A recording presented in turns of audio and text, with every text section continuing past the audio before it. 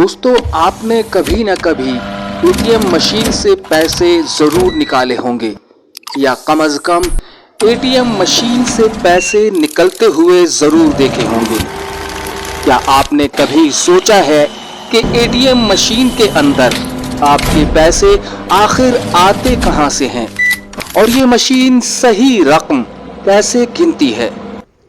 जब आप एटीएम में अपना कार्ड दाखिल करते हैं तो मशीन सबसे पहले कार्ड की मालूमात पढ़ती है। इसके बाद आपसे पिन यानी खुफिया नंबर मांगा जाता है।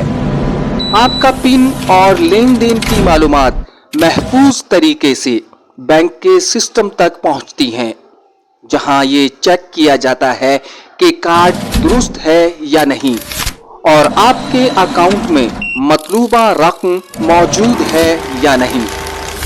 अगर बैंक से इजाज़त मिल जाए तो एटीएम के अंदर मौजूद मखसूस कैसेट से नोट निकालने का अमल शुरू हो जाता है।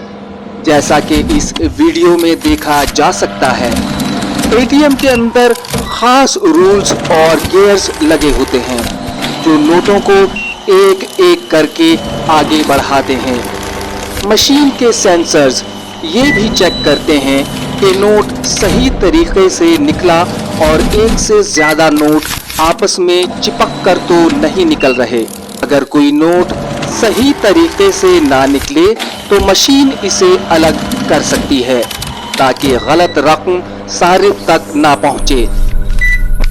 इसके बाद मतलूबा नोट एक मखसूस रास्ते से गुजरकर कैश डिस्पेंसर तक पहुंचते हैं, जहां से एटीएम आपको रकम फराहम करता है।